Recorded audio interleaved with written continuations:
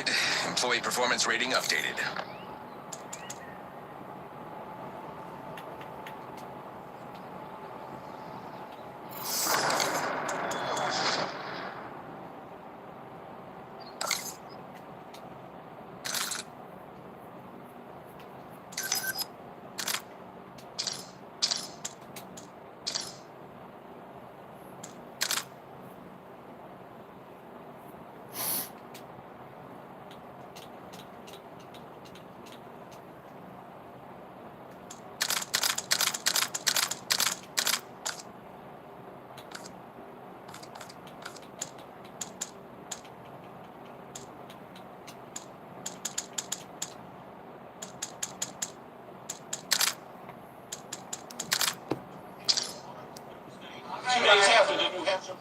Thanks a lot.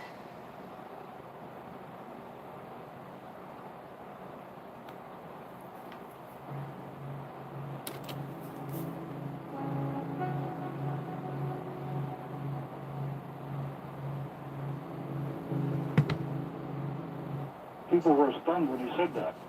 And he actually said this in front of the Senate committee. So we didn't bother with them. They were doing their own work. We trusted them and we let them alone. And we figured that it's best that we stay where we are to ourselves. All right, to this day, how compartmentalized do you believe it is? For example, do you think the President and our current National Security Council are now in the loop, or is all of this still off to the side and a government, in effect, within a government that that harbors this information? Well, the government, you know, when you talk about the government, Art, it's a huge organization. Of course. And I've said in some of my interviews, leave the government alone, it'll cover itself up. You know, and that's true. That's what happened. It happened on my POW reports. Missing POWs I sent from Japan. Hardcore team deathmatch. Show some initiative. Miss King will take notice. They just, people didn't want to do anything with it. When you touch UFOs, We have the lead. Maintain current posture. and I guess it's still going on. Because I've been attacked, minor attacks, so nothing of any consequence. And even with me, Sabre, you know, the man of World Communion, Yes. he told me, he said some of the, Roswell, he said some of the attacks are present on their territory.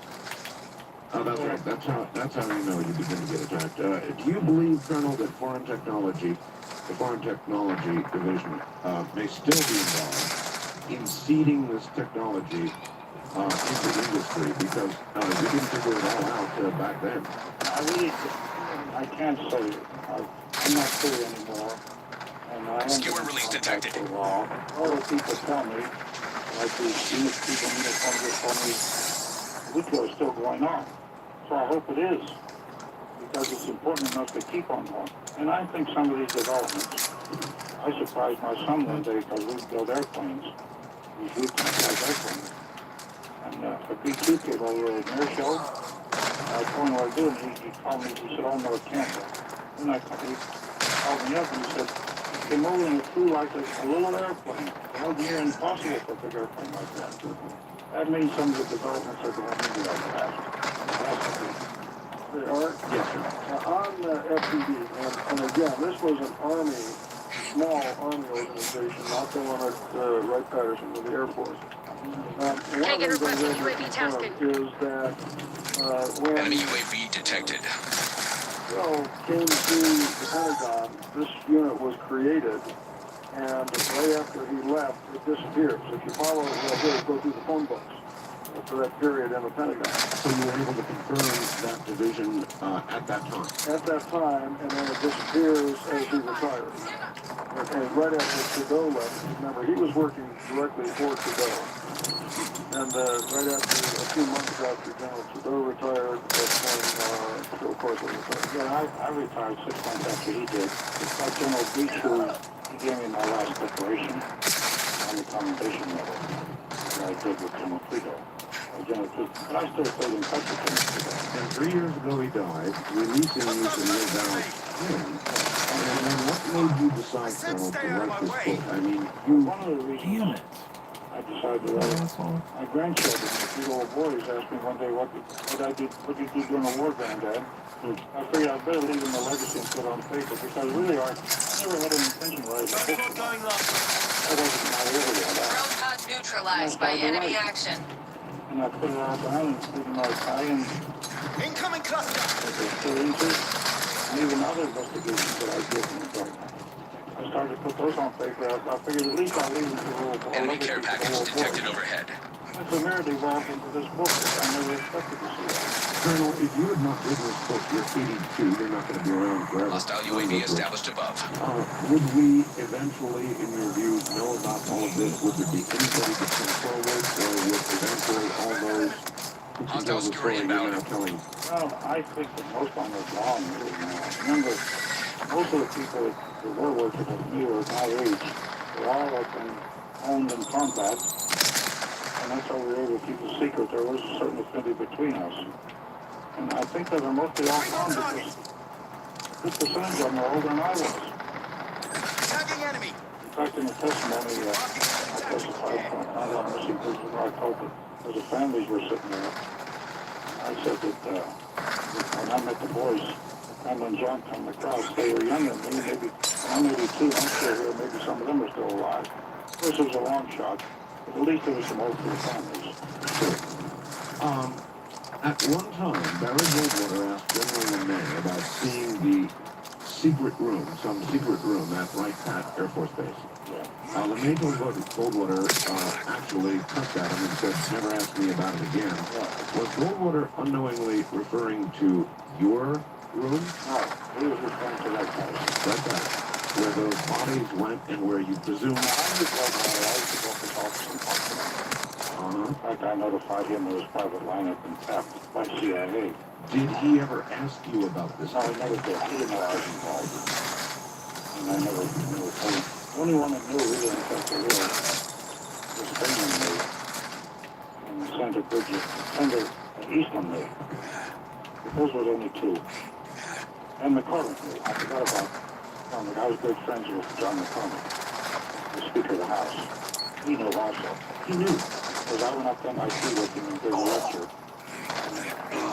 Enemy scout pulse active. Grand old man. He was a good friend of mine. We got along real fine. So he knew I told him about it. Sending a skewer release detected. And it is reasonable to ask Colonel why you are the only one who has come forward this publicly with this information. It's incredible. I don't know. Maybe I don't know any better. I don't know. Colonel Corso, what you have said, what you're saying in your book and here on the air, is so incredible, so fantastic, that you would have to imagine that there would be elements within the government and out of it that are aware of your information, and there must be some kind of battle going on between people who know about whether it should become public or not. I mean, this affects all of our recent history, Colonel. Is there a battle going on? Will there be others? Are you the last? What do you think? No, I've had calls from some of them. And they'll come forward at the time, but I can't expose their names without their permission. Now, also another thing, I really don't think that this is going to cause any conflict. When I saw Roswell and the Andy's brother showing up to meet me, they're accepting this. They wanted to know it. And they're accepting it, and they're going to go right along with it and live with it. I don't think there's going to be any big explosion or any panic. I think they're accepting it as a thing of the future, and I think it'll end up that way. That's the way I hope it ends up. It's part of history. It's written now. The young ones accept it, and mostly I want the young ones to accept it because we won't be here that long, but they will still be around. And I think that's what's going to happen to the book. It's going to be accepted. It's what they wanted to hear. Yes. Can I interject kind of an administrative thing here in that chance? I might mention, I thought that the bill was high energy, and I think you can see that, but he's now in Performance is trending below acceptable thresholds. But it might structure the kind of questions you want to answer in this segment. All right. Take it requesting UAV There's news tasking. breaking tonight. This may seem funny, but it's not. They have constructed the world's tiniest guitar. It's about the size of a single blood cell, 20 times thinner than a human hair. It has 6 strings that can be plucked, but they are actually too small to be heard. is this kind of... fucking losing. Actually, scientists at Cornell University carved the guitar out of crystalline silicon to demonstrate possibilities of building devices at the microscopic level. Could this be technology derived from this same group of artifacts? It could be, because some of the things in there make a little sense, that you just said. And the first transistor I saw was almost out with microscopic little wires in it. It came from the flying saucer. What happened to all of those materials, the ones that were not turned over to industry? What happened to those I materials? really don't know. I left my files there, and my papers when I retired. And that's all. It belonged to the Army. You were a good soldier. You didn't take anything you're not supposed to do. I was supposed to be the man who would stop people from taking things like that. I was one of those. And I couldn't betray the trust of the general had in me. And also, I never had any intention of writing any books or doing anything like this. It never entered my head in those days. Well, how did you come then to write the book?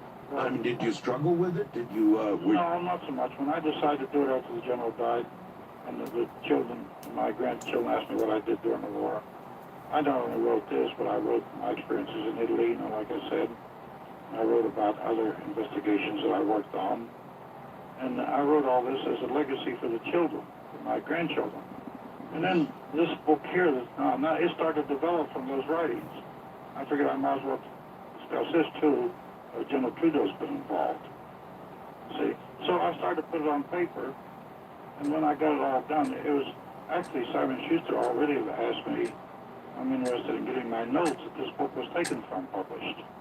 Because the notes is a different type of people, who will be looking at that, and not people who want to hear the story. All right, Colonel, I asked you this on Dreamland, but I think it has to be asked again. On Dateline, I think it was Dateline, at the very end of the interview, you Hardcore said team something that deathmatch. people use to Safety's discredit off. your We're story. not here to make friends. You said you would tell them sometime about a time machine, or something about a time machine. Can you clear that up? Well, I discussed that with Simon Over. It's in the book. And that in time, I think we could clarify. Because there's other countries that are working on things like that. But at the moment, I think I'll just leave it the way it is. The book, they were discussions with Herman Over at the time. All right. If you had items from a crashed UFO in your office, did you at any time consider the possibility that there was potential danger, radiation, whatever else, on handling these materials? Well, we considered that on the chip and the integrated circuit, like I told you. So we might be releasing something on the road which we didn't understand. You see, Art, I tell a lot of people, don't think that we were so intelligent that we knew what we were doing all the time. We didn't know what these things would do and how they would end up. Authorizing UAV tasking. We never knew how that would work. We didn't even know if it was wires. But gradually, it evolved. It developed. Hostile All RCXD right. incoming. If our military, since 1947, has perhaps the only physical evidence, or at least some physical evidence, Hostile of the UAV existence established of above. alien ET spacecraft, which would be considered certainly a reasonable threat to national security, why has the military shown no interest in civilian UFO reports? Well, Because they're the ones covering it up, you dumbass. there's another thing, however, you have to split the military up. Which part of the military doesn't want to see it, and which part does want to see it? Because we were the military, Turret online. we wanted it out, and we gave it out. Some of the Air Force people were the same way. Other factions in there don't want to put it out, because they're afraid of being labeled troops and so forth. I need eyes over here. But I think that gradually, some of the new developments I've seen, I think that we put it back. Now that wing that B-2 flies, there must be something of anti-gravity in there that I know about. But I'm not sure of that because I haven't seen it myself, see. And I never bothered. If it's classified, I'm not cleared any longer. I can't go find out about it. But sometimes I hear from friends of mine. When you're in this process, how long did it take for you to realize what you had on your hands? Oh, I'd say that I gave General Trudeau the entire plan within a couple of months. To start developing, how we should start developing. And gradually, as I looked at the things, compared with the scientists and everything, I began to see which courses to take. And I'd recommend those to the general. Eyes on The enemy. decision you can make. Because the general made all these final decisions. I didn't. What is it like for you now, Colonel? Are you getting a lot of criticism? Oh, very little criticism. Very little. In fact, already some bunkers and skeptics have come up to shake hands with me. So, there is Enemy very little RCXD's on the criticism. hunt. In fact, I'll tell you, Art, I had some misgivings on how I received out there. People meet me in restaurants at the airport. Right? Because I've never lived this kind of life. I've always been sort of in the shadows, you know. Sure. Enemy And I had UAV misgivings. In detected. fact, I made a statement out there a few times, and Michael Letterman caught this when I told him. I told him, you know, when I see all this, I figure, what am I doing here? I should be holding my easy chair. Because really, I've never been in this arena before. But now I'm going in it. Echo, requesting dust of transport. To your knowledge, who those early crashes and retrievals and the technology and the bodies and all the rest of it? In the years between then and now, do you have any knowledge of additional crashes? Yes, I had knowledge of that. Oh, The Germans confirmed it. Wilbur Smith, the great Canadian genius, confirmed it to me in person. Right in the Pentagon. He came to visit us. I had a good session with him, and the general came back from his meeting, and he told Wilbur Smith, he said, you and the colonel have a lot to talk about. I'm going to send him up to your laboratory. I was supposed to go up to Mayborough, his laboratory in Lake Ontario area. Of course, I put it off. And when they did call it up there, they told me Wilbur Smith in 1962, I was going up here, died of cancer. It was a great loss. And the general got a hold, and I told the general that. He said, sit right down to the table. You write down everything that you discussed with Mr. Smith. Because he's gone now. well, Colonel, you're getting up in age, 82. There are no doubt contemporaries of yours out there, probably around the same age. A lot of them may be listening to you right now. What do you want them to do? Well, at the right time, let them come out, because this information should be told to the younger people. And I'd like to see them come out and do like I did. Tell the young people this. They're the ones who are going to be around. They're going to be around here. Let them know that you know. And I think, well, I know some of these men, if they're still alive, I think they will do it. They were tough men. They were good men.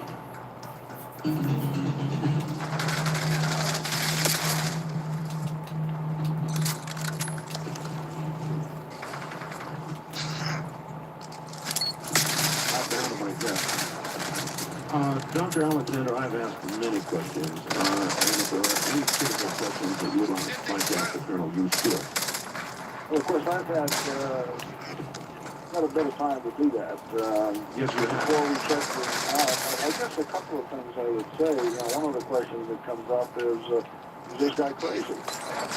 And he frankly, I don't know if he knows this, but had somebody qualified to do that, interact with him, and came back and said, you may not agree with him, but he's not crazy.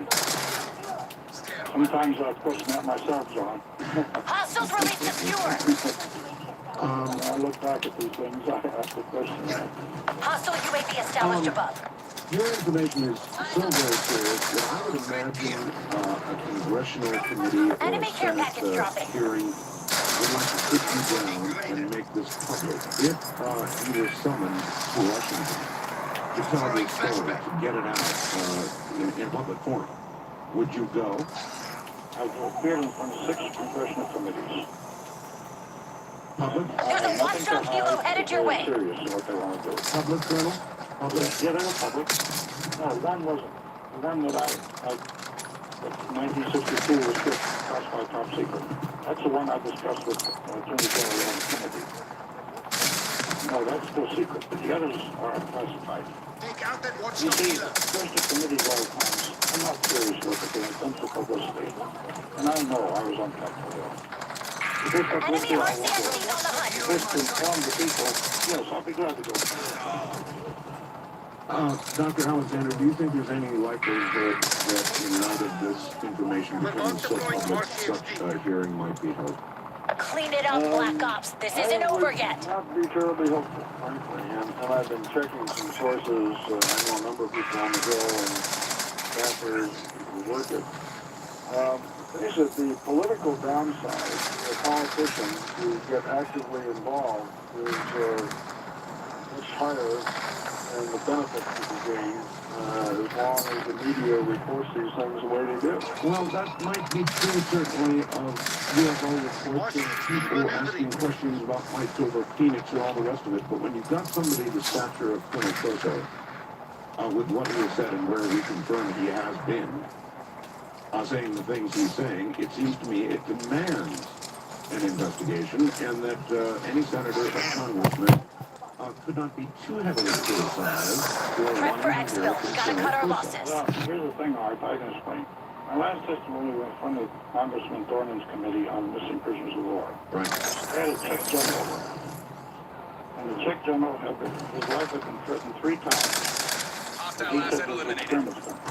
So Thornton asked me if I would appear and run interference for the general, appear before him and sit alongside of him, because I would add credibility to the general they were trying to smear, as he was Czechoslovakian. Yes. And the man told a true story. And I confirmed what he said. It was true because I knew about those hospitals. I knew about those experiments. Now, it took a man like Thornton who had the nerve to get up there and hold a committee. And the families were there that day, too. They were waiting for me outside in the hallway when I came. Yeah, there's one thing Thornton has, it's that kind of tenacity. Right.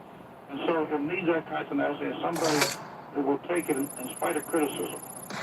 Because it's very simple. A newspaper reporter will say, well, this congressman is getting into a kooky subject. All right, some people may be in his area or he gets votes will believe that. So why should they take the chance? I wish they would. I doubt it. I know nothing. Remember, there's a huge political downside. While Bill says he has not had a lot of overt criticism, that's because the book, I think, is fairly new and people are not directly threatened. If you elevate this to congressional hearings, you're now a direct threat. Well, that's what I was hoping for, John. Some sort of direct threat to a lie by omission. I mean, it's about time. If what the Colonel says is true, then he's our best connection to what really has occurred. And here's an interesting question for you, Colonel. If all of the technology that was gleaned from Roswell and any other crashes that have occurred, alien technology, had not been interwoven with American industry, where would we be today? Well, I'll give you a little example. I had a file. Hardcore team deathmatch. Get in and get out, kill team. Remember John Von Neumann? Yes. It was his project on artificial light. Now, I went through that file 2 or 3 times and I always put it away. I could have started an operation on that. Artificial, when you say artificial light, what do you mean? On a computer. We'll start to work on that. You're talking about artificial intelligence. Lead's ours. Stay on task. That they're It's working on. artificial intelligence, the wrong word I gave you. Now, Von Neumann, I didn't start that project. And a lot of people told me, well, it wasn't planned because there were no supercomputers then. Now they can work on it. Got the and they're advantage. working on it, Now we have to artificial keep it. intelligence, because supercomputer is available now, which wasn't available back then. So I think this is some of the developments that are coming up out of this. That new things can be taken and be new developments. Maybe maybe they can work in now. But I said that the being itself was part of the propulsion system, part of the vehicle itself. Damn it, That lost the also is lead. interesting because, Dr. Alexander, I'm sure you can confirm that we are beginning to work very seriously now on integration of pilots with our airplane. They tell us, Enemy UAV that detected. there may come a time soon when a pilot Stay will tight, simply we're in the lead. think commands for the aircraft. Is that ongoing, Mr. Well, Earl? Mark is certainly Enemies ongoing. took the I lead. think that, Make them however, regret the it. next step is to take the pilot out of the aircraft. And have it be completely robotic. That's right, what they're calling, unmanned aerial vehicles or unmanned, Mason piloting unoccupied RCXD. combat vehicles. And that's really what the system tells you. They took a payload or their people out, put a robot or humanoid in there. Sounds more like a humanoid. In other words, half machine, half biological entity. One day I was walking down the hall with General Trudeau, and I told him, General, I think that son of mine is a little bit crazy. He says the engine stopped for him. The General stopped. I said, don't say that, Phil, because people, Hostile some UAV people have established certain above. relationships with engine and fire motor, which Hostile we don't RCXD understand. incoming. Now, this was actually General Trudeau's words to me. I posted him on that subject. So, a racing driver, at times he says he feels like he's part of the racer, of the engine, of the car he's driving. Right. See, these things we don't know. We haven't lived.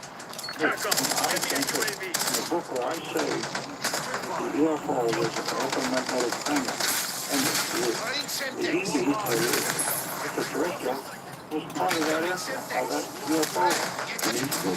He was a propulsion system, an integral part of Enemy it. UAV detected. This is what we're talking about now. Do you think those bodies are still at work? No, because the lab said that they faded very fast. Hostile UAV established above. We should. And that was partially I blamed myself for because I could have carried that on. Authorizing UAV mission. In other words, the disposition of the bodies, that was in your hands, Colonel? Well, I could, at the time, You could have followed up. I could have followed it up on Enemy UAV maybe detected. study more with what they had before the things all deteriorated. They don't work on them anymore. Look at it. The Air Force recently, of course, at the 50th anniversary of Roswell, just prior to it, had a big news conference, and they disclaimed the whole thing once again. How did you react when you saw that? Sadness? I can't conceive what they're thinking. Airbags dropped. I can't conceive why they're doing that. It's beyond me. Like I told Michael Newman, I wouldn't criticize the sister service.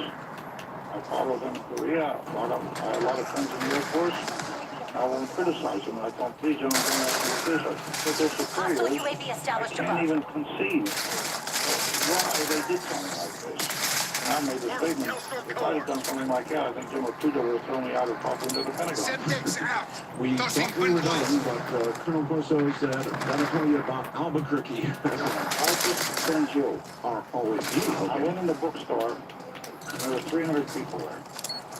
And they set up a microphone. And at least a dozen women came out to me and said they'd heard your show. And they said, it sounds happy. You're happy and pleased. I said, well, I'm going to let him know that.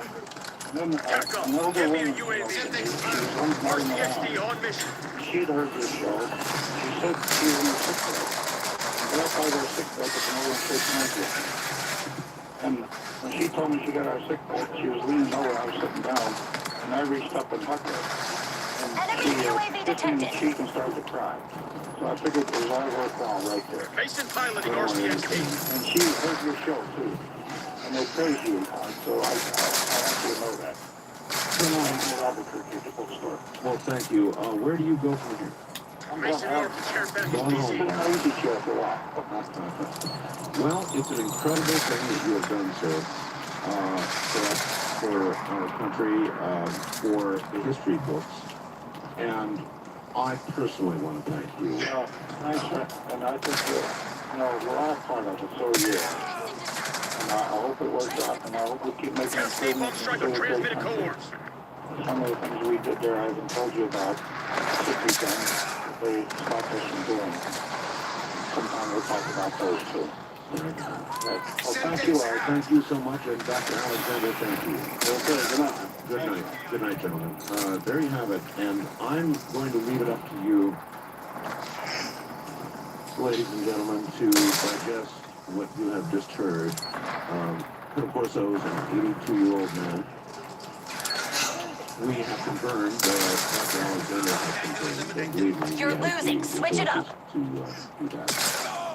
That the colonel was exactly where he said he was, in the position he said he was in. heard his Friendly voice. down. Hostile UAV established above.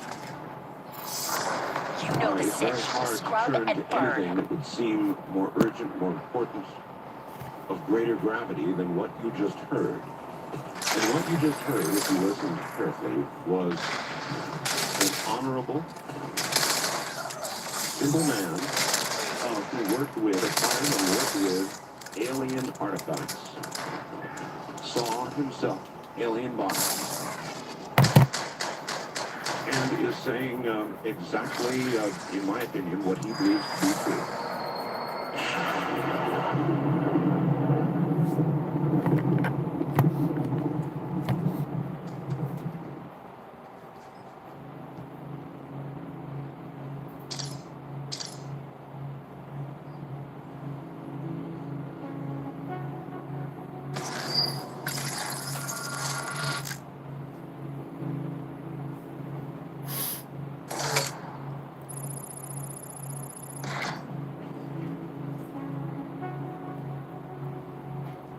UFOs are as real as the airplanes that fly over your head.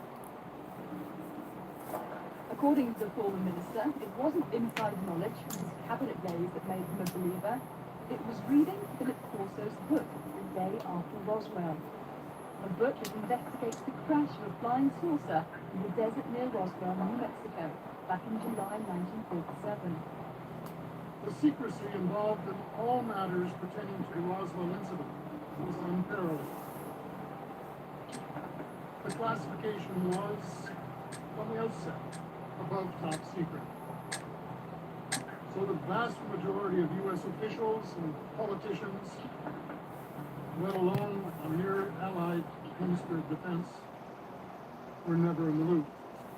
Paul called a former U.S. Army general to ask him if he believed the facts in the book were true. And he said, Hardcore team deathmatch. Black Ops, neutralize all threats. believe that rather than fearing aliens, we should look for ways to benefit from them. These things are coming from Got the where they lead. are coming from. I mean, light years away. It means they found out that it's a propulsion system, a very, very arcane propulsion system that they're using to travel half of the speed of light. And if we can get a hold of this technology through our interaction with these people, and our government will come forward and let us talk about this disclosure, we may be able to get a hold of an energy system You're falling behind, Black Ops. that can really help solve a lot of the world's problems. Throwing Semtex. Semtex armed. Tally enemy. Skewer incoming. Enemy UAV detected.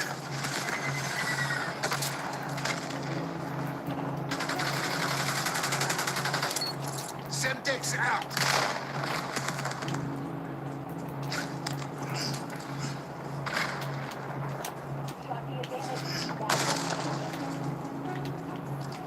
We got the advantage. Now we have to keep it.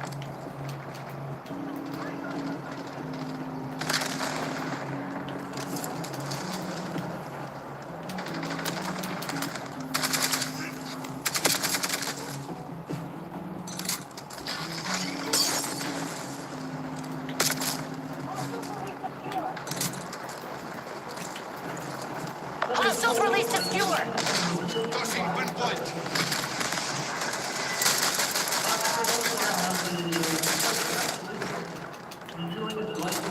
That's a kill.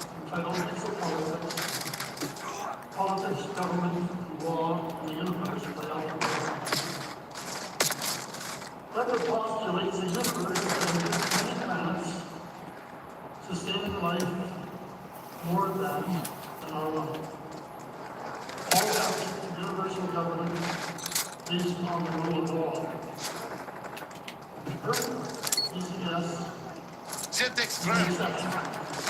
Authorizing watch rather than being the center of the universe, Using wind. we are the black sheep of the interplanetary community. We have been quarantined, isolated from the highly organized interplanetary Jones on the field. society.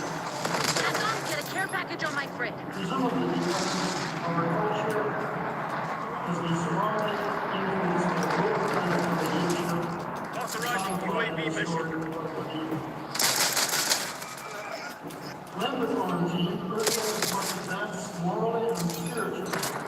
Karma requesting UAV overflight.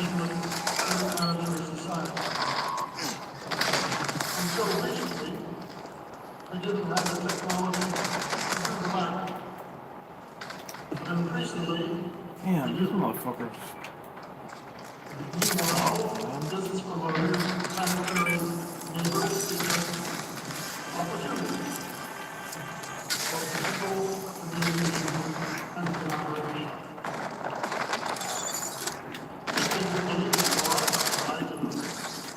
Find nothing and never ceases. Although I when this proposal, however, I think is worth considering. Because it's definitely a contact. And one in era, openness, public hearing, public research, and education. Septic's out.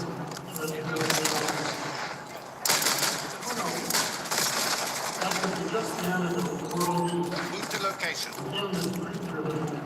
Powers that are time.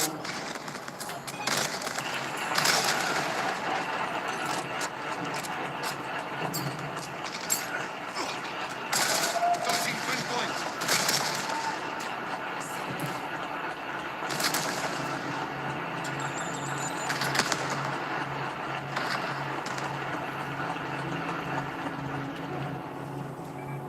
Hostiles using field upgrade.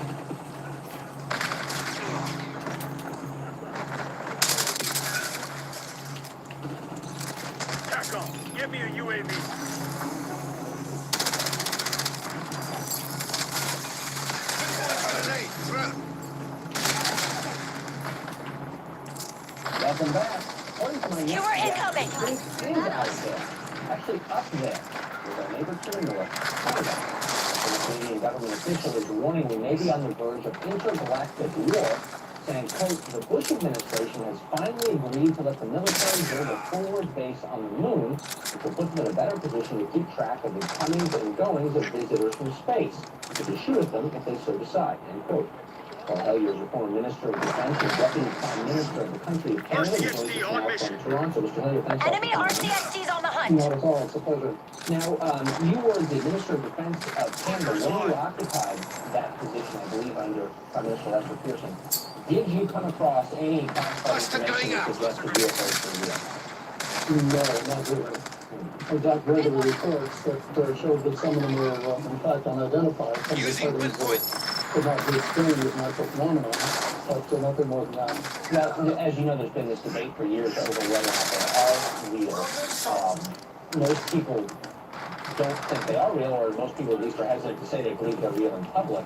What convinced you that they do Eyes on that? target. UAV mission. Also, the last 30 years, I've been looking at the evidence and assessing it much as I guess a judge would, and trying to determine who was telling the truth and who wasn't. And I finally concluded, especially after reading a book called The Day After Roswell, written by Postal, that unidentified flying objects are in fact as real as the airplanes flying over your head, and that there has been a monumental cover-up for more than half a century. This is after looking at a lot of evidence and trying to discern who was telling the truth and who wasn't. Basic And I piloting have RCXD. concluded unequivocally that the people who claim that they have either seen UFOs or have seen classified documents about UFOs or have seen wreckage from the crash of Roswell on or about July the 4th of 1947 are the ones who are telling the truth. And consequently, I'm basing my policy considerations on that. Where did you come across this information that the Bush administration is building a forward base on the moon? And why would they do that? And why would they keep it from the public? Karma confirming dog Well, deployment. they're on the ropes. Don't let 'em fucking breathe. That is the reason I'm raising this up. That's an awfully specific claim. I haven't read it in the New York Times. It is clear that you're wrong, but I'm interested to know why you think that. Well, because this was forecast until Churchill's book. They were wanting to build a base on the moon as far back as 1964. Hostile RCXD And incoming. General Arthur Trudeau, same name as one of my bosses, was very determined to build a forward base on the moon. Hostiles released a Because skewer. all of the Hostile UAV established above. and the blueprints and so on. Pardon me, I don't mean to interrupt you, but doesn't this make sense? I mean, if in fact there are extraterrestrials and are buzzing our planet, why wouldn't we want to Your teams are bugging out. Figure out what they were hiding. Well, I think the critical question is whether or not they're Sterling hostile. work there. You see, Good on you all. when the crash first occurred, General Nathan Twining in Roswell? became, after that crash occurred, he declared that they were enemy aliens. Now, there's no evidence that I have seen that would really convince me that they are in fact,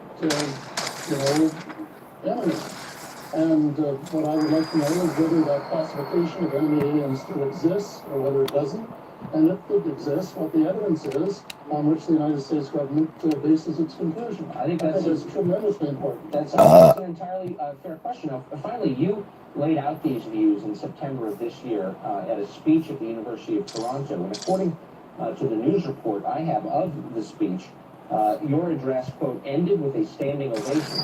And that implies, I think, that your views are commonplace in Canada. They're a minority view here, a distinct minority view. Do you think most Canadians believe that there's a forward base under construction on the moon and that aliens are buzzing the Earth? No, absolutely not. Most of them are skeptics. Most of them haven't spent much time researching the subject, and so I think the average kid would be very similar to the average American.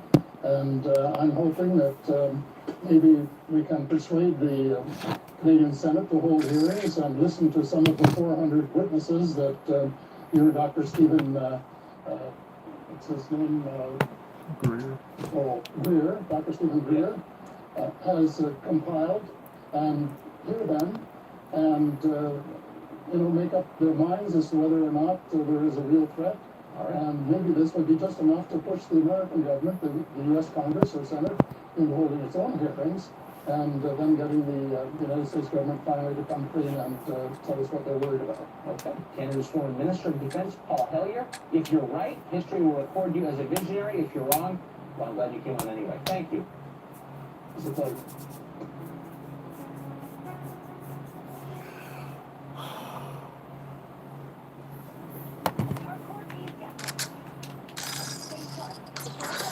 Hardcore team deathmatch. Stay sharp. The guild's up to something. In addition to requests for press interviews, I have been inundated with new material of all kinds. Books, pieces, articles, leaked documents, Got the lead. formerly classified information obtained under the Freedom of Information Acts, etc. I probably have enough reading material to last me for the rest of my natural days. I guess I hope to stick around for a while and get through as much of it as possible. Consequently, I am fast becoming an expert in sifting the wheat from the chaff. Some of the material is just pure junk. Some of it is quite intriguing fiction, plausible to an extent, but ultimately failing the litmus test of credibility. Some of the prophecy and dire predictions of malicious ET interference in the lives of humans is fear-mongering of the worst possible kind. The sort of falsity that creates fear in the minds of the populace. Anderson piloting RCXD. This is exactly what the military-industrial complex hopes for in order to rally public support for their plans. On the other hand, much of the material is pure gold, including a number of curious books. One I recommend is Alien Agenda by Jim Mars. It covers a lot of territory, the titillating thesis that the moon may have been placed in orbit by intelligent beings, UFO crashes, abductions, eye-to-eye encounters, cattle mutilation, crop circles, remote viewing, and much more. And presents a very balanced view in each case. Mars gives the proponents and the debunkers almost equal time. It doesn't require too much discernment, however, to decide who is telling the truth and who isn't. The very recent book, Magic Eyes Only, by Ryan S. Wood, is equally compelling. Wood documents 74 UFO crashes from 1897, would you believe, from 1897 to the present. And while the evidence is much stronger in some of the cases than in others, there is more than enough to convince an unbiased reader that, as the dust jacket states, first, UFOs have crashed on Earth. Second, governments have recovered and exploited these alien technology gifts. And third, most disturbing to a democratic free society, the alien secret is more important than constitutional or individual rights. And this is something that interests me and disturbs me greatly. To understand this damning indictment, it is important to know the framework of our so-called democratic systems. And so I would like to talk about the permanent and the provisional governments. Willis Lapham, editor of Harper's Magazine and one of America's great liberal thinkers, contends that the United States has two governments, the permanent and the provisional. He summed up his definition of the former in one sentence, a long sentence, in one sentence, as part of his On Politics, Culture, and the Media keynote address to the Canadian Institute of International Affairs National Foreign Policy Conference in October 1996. And I quote Lewis Lapham. The permanent government is the secular oligarchy that comprises the Fortune 500, the big media and entertainment syndicates, the civil and military services, large research universities and law firms. And then he puts his thesis in historical context. Just as the Catholic Church was the predominant institution in medieval Europe, and the Roman legion the most efficient manifestation of organized force in the 1st and 2nd centuries BC, so also the transnational corporation arranges the affairs of the late 20th and I might add early 21st century. The American Congress and the American President serve at the pleasure of their commercial overlords, all of whom hold firmly to the belief that all government regulation is wicked. That is, the work of the devil. That any impulse that runs counter to this manly interest of business is, by definition, soft, effeminate, and liberal. In other words, the interests of ordinary citizens take second place to those of the industrial and military elite.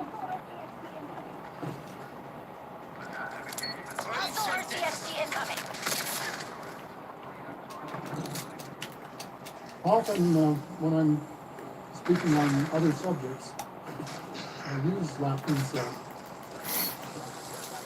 thesis. I paraphrase it a little bit. Lapham says there are two governments, permanent and provisional. First consists of the Fortune 500, the big law firms in Washington that do their legal work, the big public relations firms that do their public relations, or in some cases propaganda if you prefer, and the top civil servants, both civil and military. And then I paraphrase, every 2 years we have a parade called an election. And the permanent government picks the actors to go on stage and read their scripts. And they try to pick actors that won't improvise too much. I want to mention any names in particular. And then, through the Trilateral Commission, which many of them are represented, they raise the money to get their candidates elected and no one else do the flying. And that's the way the system works, and as I'm sure you know, I think the Trilateral Commission is pick every president but one in the last, 30 or 40 years is not done. It is a very small but extremely powerful slice of that permanent oligarchy Enemy UAV which has become detected. the custodian of the alien secrets. It is a policy that began immediately following the 1947 crash at Roswell, or the two crashes which appear to have been the case of reported by Ryan Ford. It is my belief that it was the danger implicit in having this secret in the wrong hands that prompted General Eisenhower to warn us over half a century ago to beware of the military industrial complex. Hostile care package above.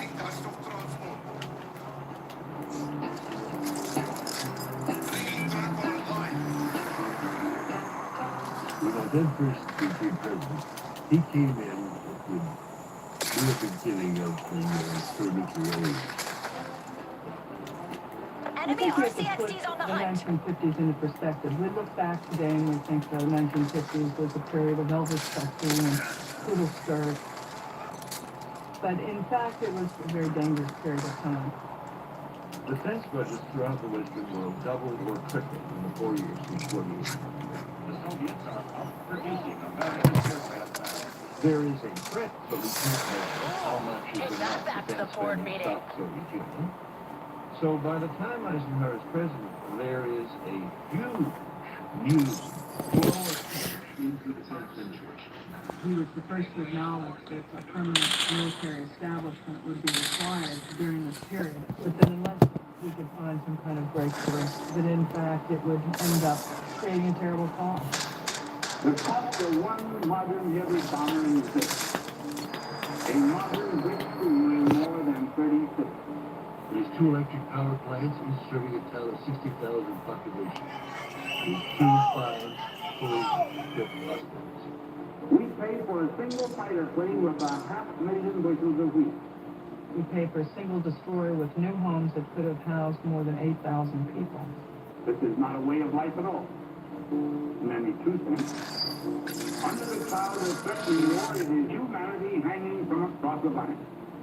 My father and parents had strong guiding principles. He used to say, modern weapons take food from the hungry and shelter from the homeless. And so he was playing with the Pentagon for asking for too much and Congress would give him. And Trump, said, I'm going to bring those Hey, one cent for defense more than we have to. Well, Eisenhower saw us starting to build program after program that was just out of control. And his own ability to shape national security policy was being hemmed in by these forces he couldn't control. And he was the president. On at least one occasion, Eisenhower was heard to say by those in the room, God help this country when somebody sits at this desk who doesn't know as much about the military as I do.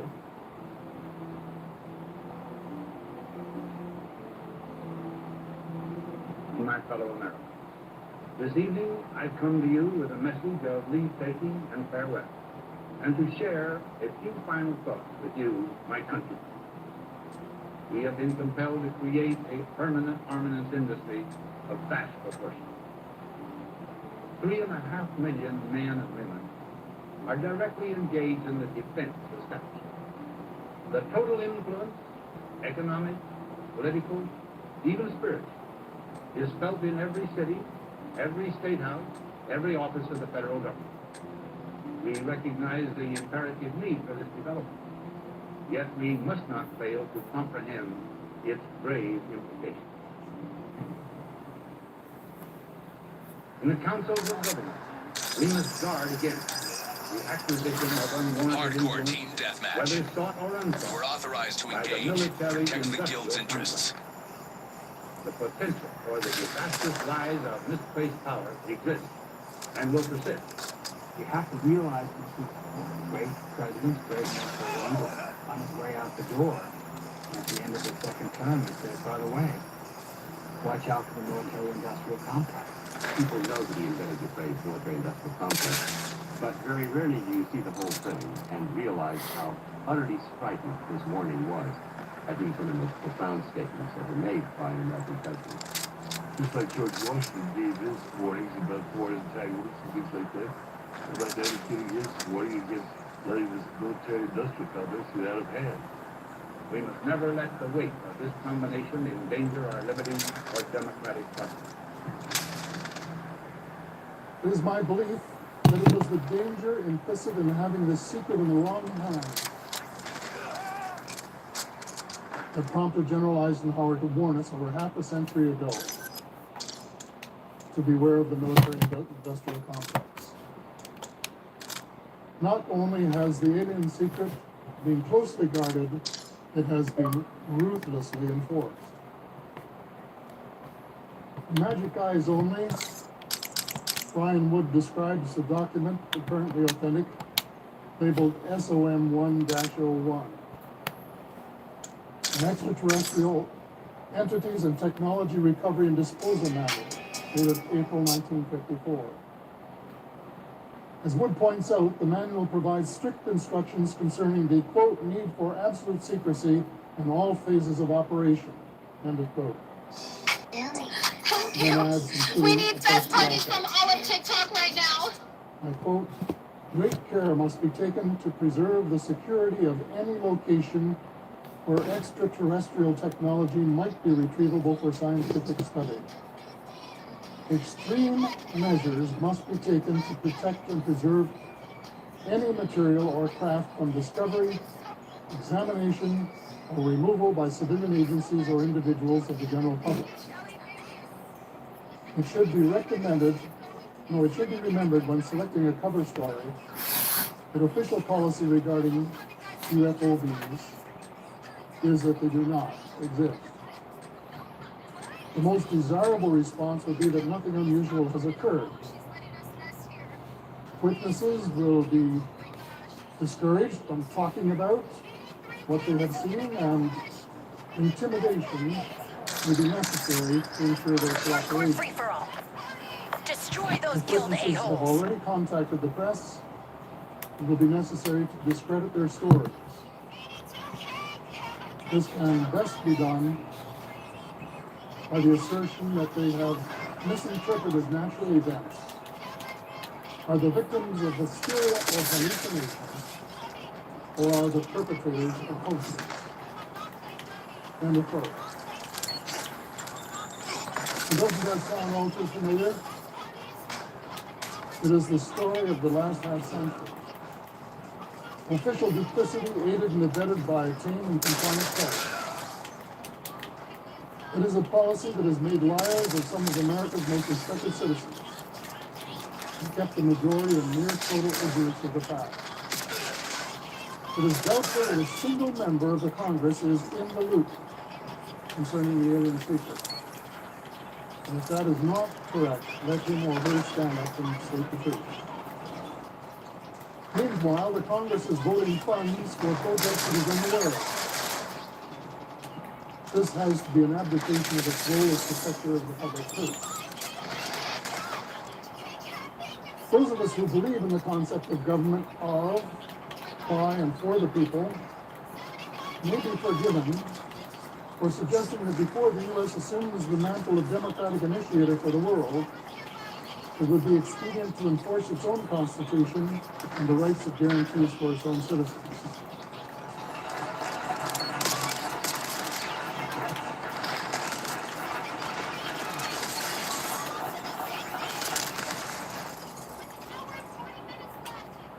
The time has come to lift the veil of secrecy and let the truth emerge so there can be a real and informed debate about one of the most important problems facing our planet today.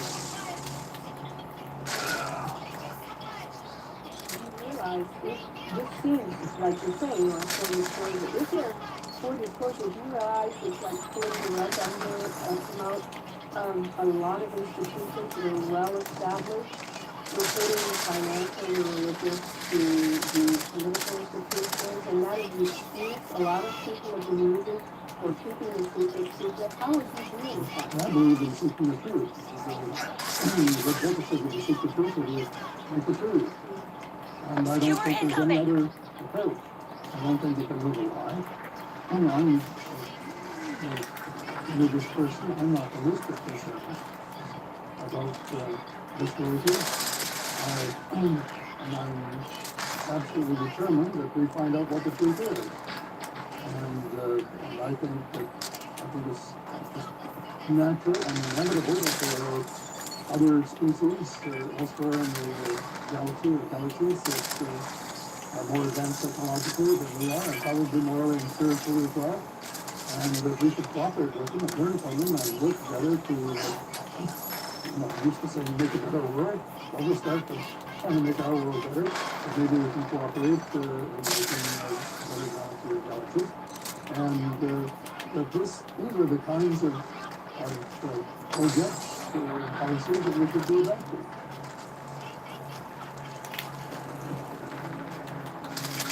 Fuck does this guy always meet me in the fucking door?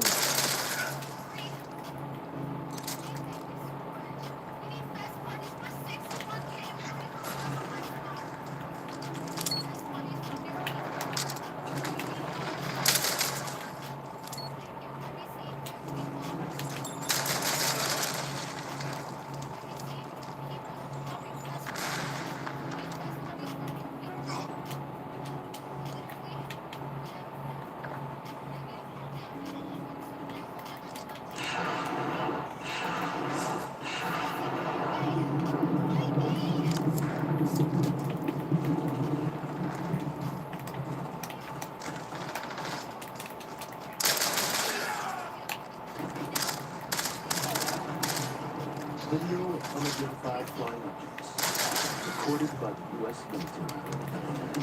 What we're talking about are advanced aerospace vehicles that outperform, outmaneuver anything that humanity has ever created. Millions in U.S. textiles spent on the study of extraterrestrial Standing by. It's actually shocking that the Pentagon had a U.S. UAV perimeter established, Angel 7. and an anxious public will more and more for answers. If that technology is the right UAV MPL people with their 50%. hands in no more. It used to be a topic reserved almost exclusively for conspiracy theories and science fiction fantasies.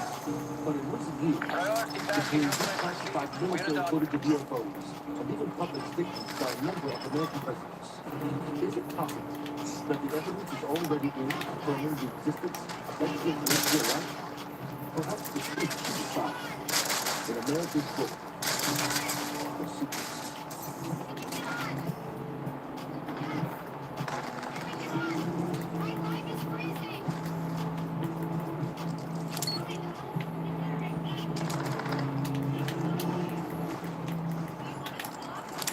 December 16th, 2017.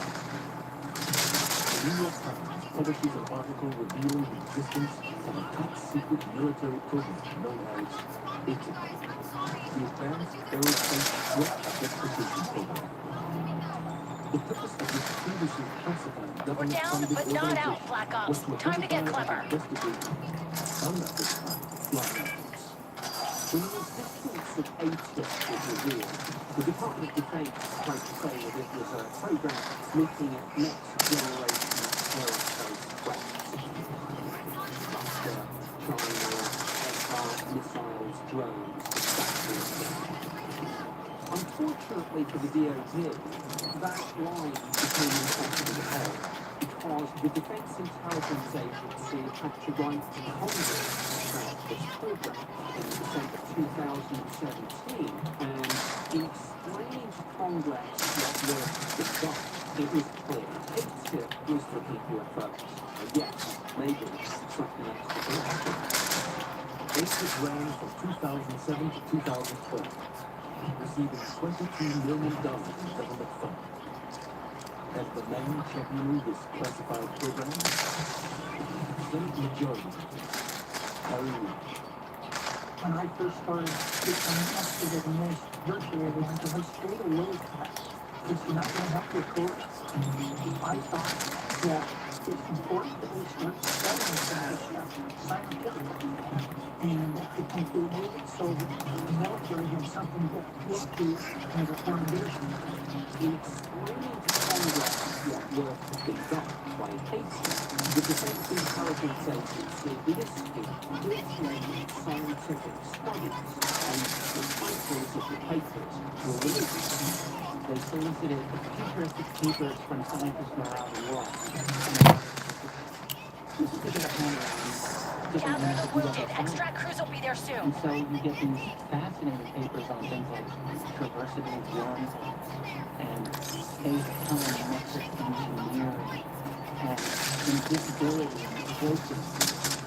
For decades, the government has refused to answer questions about UFOs, or when they did answer, they belittled it, they denied having any significant knowledge. Well, they have been studying it, and it's a dramatic change from what we were told just a few years ago. The revelation of Italy has led many to re-examine previous government-funded UFO programs, which were also declassified in the last few decades. The modern UFO phenomenon really starts in 1947 with the Roswell incident. And it's no coincidence that 1947 is also when the US government gets into the game. In 1947, they set up a research program called Project Sign to research and investigate the UFO phenomenon and determine what it was they were dealing with. Project Sun, which was led by Air Force General Nathan Farragut Clark, investigated sightings of Lots about potential nature. threats to national security. Because it was also the beginning of Cold War tensions with the Soviet Union, understanding what was flying in the skies above the United States was a high priority for the federal government. These were Air Force efforts to have investigators accepting UFO reports from the public, sometimes from the military, and that went until the end of the summer of 1948, and that was replaced by something called Project Grudge. Project looked at the sightings, and even kind of Hardcore team deathmatch. Secure the mission area at all costs. The name implies some of the people involved with this really didn't want to be looking at this subject at all. Project Grudge may have initially dismissed the notion that potential The advantage is ours. Hold it. visible was worth a serious consideration. But just 3 years after its creation, an incident occurred that forced the U.S. military to reassess Black Ops took the lead. Do not let them keep it. Fort Monmouth, New Jersey, September 10th, 1951. Army Signal Corps officers spot an object on radar racing across the sky at a huge comprehensively high speed. They detected a very, very fast-moving object coming in. It was estimated at 900 or more miles per hour. 1951 was anything that could see that speed whatsoever. Hostile skewer inbound. Very, very discreet type of an object. The Air Force and the Army got very worked up over this. So they sent a massive report on this to Wright-Patterson Air Force Base at Dayton. The new Air Force Director of Intelligence was Major General Charles Cabell, and we really wanted to get to the bottom of this. But with Project Grudge, if something could possibly be identified, possibly balloons, or possible seagulls, then that became the answer. And Cabell really, sorry, We claimed the lead. Widen the gap. Cabell said this is absolutely unacceptable. So we're going to bump up the program and then we need to do We are falling behind. Was established in March of 1950. Enemy UAV detected. Parameter established. Investigating a new over the course of 2 weeks in July 1952. A group of 10 UFOs was reportedly seen flying in the sky above Washington, D.C. Project Blue Book officials were inundated with eyewitness reports of the phenomenon UAV on TV. from military officers, civilian pilots, and regular. They have the lead. Take it back. Lead is ours. Not let up. And then everybody saw it. It was reported in all the newspapers. It was happening, not I just wondered consecutively. Fighter jets were scrambled. But every time our jets got close, they would disappear off radar. Our communications went completely down because of the inundation of reports and all of this stuff. And we saw that as a threat. In the aftermath of the hysteria surrounding the sightings over the nation's capital, the U.S. government recognized the national security implications of widespread threats that is being caused by this strange practice. And that's why Project Blue Book's investigative mandate is drastically changed. What started as an open-minded and relatively transparent inquiry became what some describe as a campaign of public disinformation. The words from our party was very obvious, that you are not to explain these reports, you are to explain them away. Hubert's job is just a little target. In its 17 years of existence, Project Blue Book investigated 12,000. Oh, you have got to be fucking kidding me with that bullshit. There ain't no fucking way. Skewer release detected.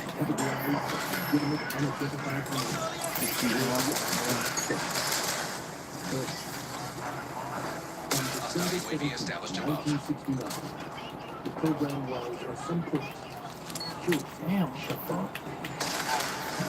Hostile care package above.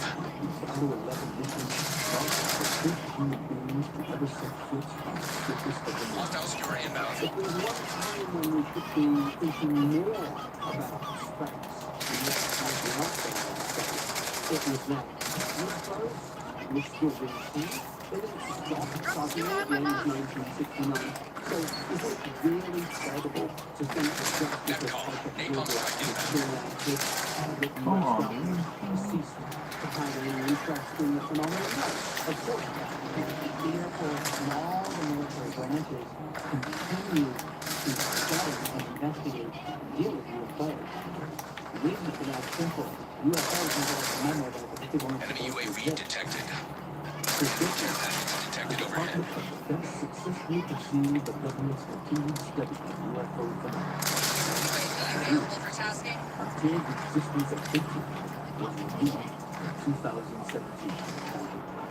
Up until December 2017, the United military program, we stopped studying UFOs in 1969 with the concept of Project Blue Book. We all suspected this was a lie, but now we know it is not.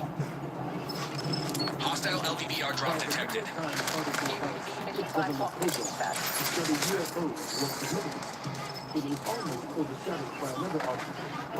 Hostile UAV established above. Skewer release detected.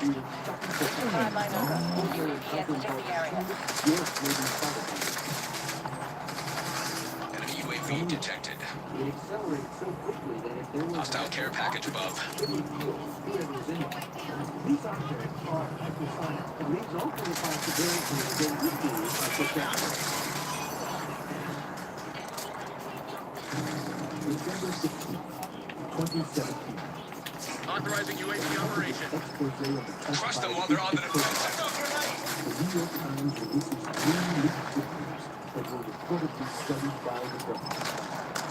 The pictures appear to show encounters between U.S. Navy aircraft and unidentified flying objects. Private authenticity of the video is not immediately confirmed by the government. Many of the scientific community are compelled to examine them closely. Because it's such a Are catching eyes over here. Keep up the effort. Look here. The alternative was never an option. Scientists can look at. You have visual representations of these vehicles with non-traditional proportions, to say the least. Before the movie tapes were released, a lot of the sightings were by hearsay. Somebody saw something in the sky, maybe they did, maybe they didn't. But now we have testable, reproducible, hard evidence of something that is flying in our skies by the United States Navy. We have metrics now. We can measure their activities plane by plane. We can calculate how fast they're maneuvering. The video that garnered the most attention was captured off the coast of San Diego, California in 2004.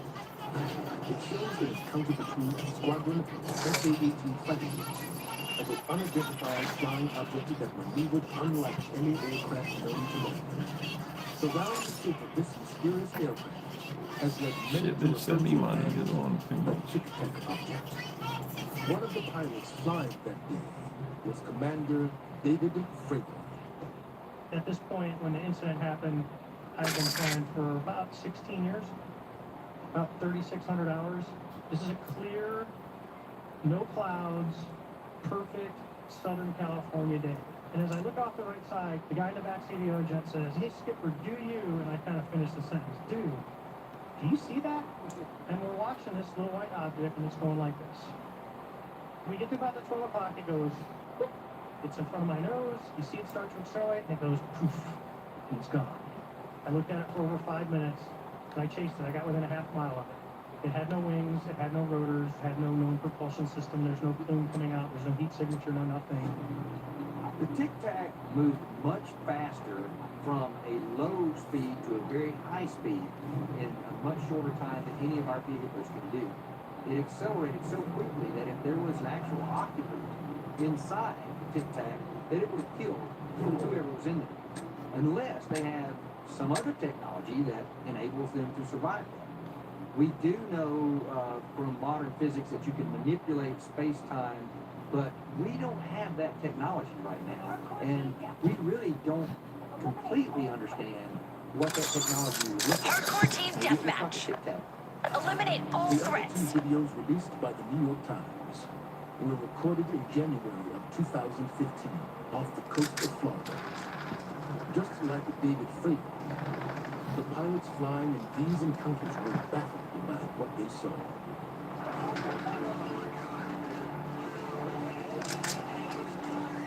The guild reclaimed the lead.